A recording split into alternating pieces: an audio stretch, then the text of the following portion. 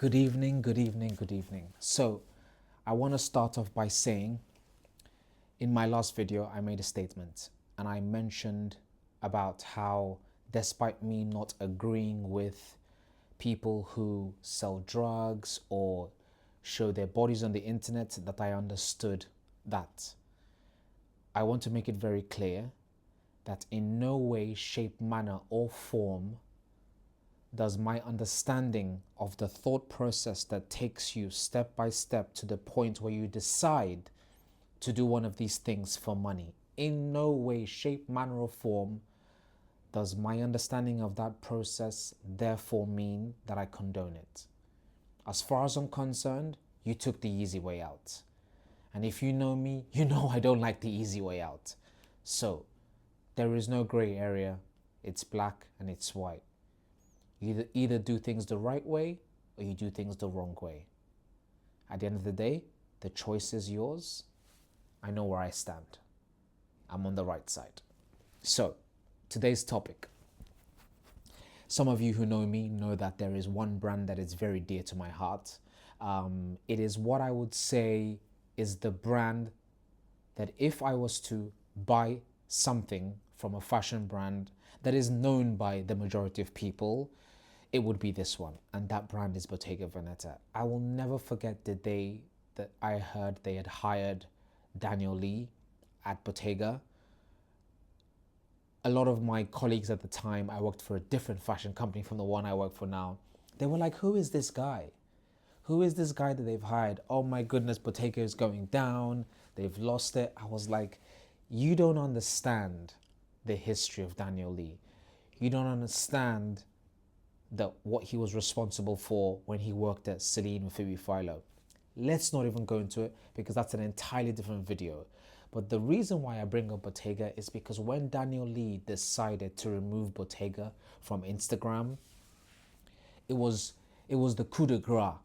It was the final blow to separating themselves from the rest of the industry and the way that all the other brands decided to do social media.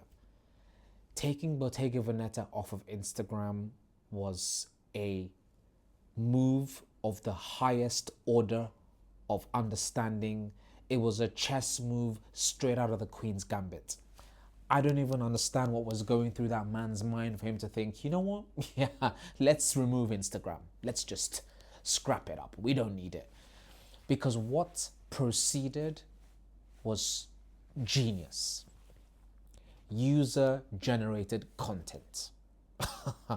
There is someone who approached me, I want to say maybe 3 or 4 months ago, and he mentioned that he wanted my help, my advice on how to do his social media. And I had told him, look, the hard way is to pay a lot of money and pay people to take photographs and models and photo shoots and setting scenes and inventory and all these things. Or you give the items to people and you let them do the work for you.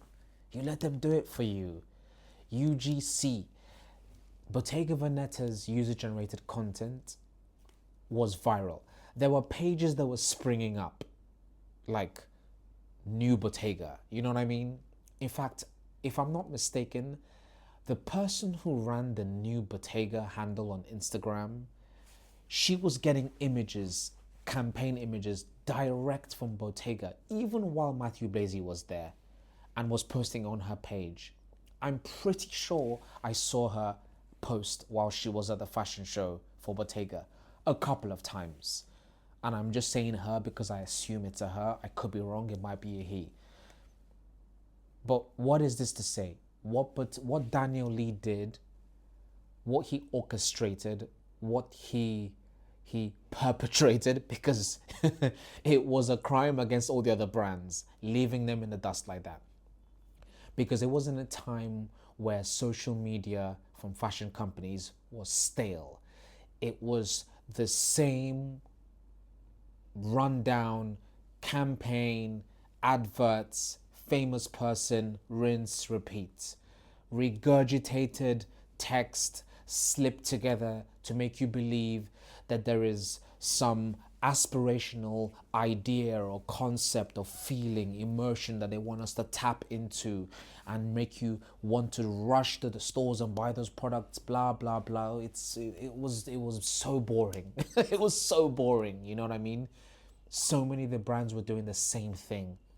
You couldn't tell the difference between whether it was Steven Meisel or whether it was Lindenberg who did that, or who shot that image, or who did this mise en scène, or who did the stylist for this. It was all the same, because you have one stylist who's styling for 10 different brands.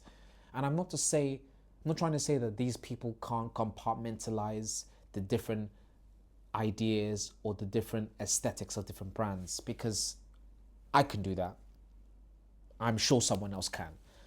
However, it was just so contrived. It was lacking substance, that je ne sais quoi that we need. There was nothing there. But Bottega came in and then they changed that. And all the people were posting about, oh my goodness, I got new Bottega shoes, check it out. I have a new Bottega bag, check it out. This new Bottega dress, check it out. Hashtag new Bottega, hashtag new Bottega. It went crazy. It's still going crazy now. I still believe that I don't have it. And now it's just Louise Trotter who's taking over, who just reposts people that tagged them in there. It changed the game. And the reason why I wanted to talk about this is because for you to understand that a brand as big as Bottega Veneta, I'm talking about billions of dollars in revenue every year, billions of dollars in revenue every year.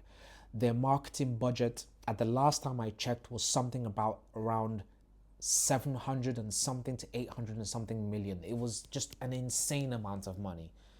To think that all this company at this size, with this kind of marketing budget and this kind of reach, this kind of market cap and this kind of client base, would still feel the need to remove itself from a medium of teaching and showing you a story that, to be fair, was done and dusted. It shows you that if you're going to start a brand, or you want to do a concept, or you want to sell a product or sell an experience, you don't have to go the big route.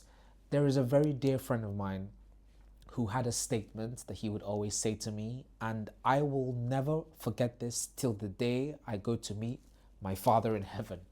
He always said, you don't have to reach critical mass to succeed. You don't have to. You don't have to. Why do you need to be so big that all of the things that you do just become cumbersome? Think about it this way. Let's think about it from a logical perspective. If I was to ask you to run 100 meters with a t-shirt and shorts, straightforward.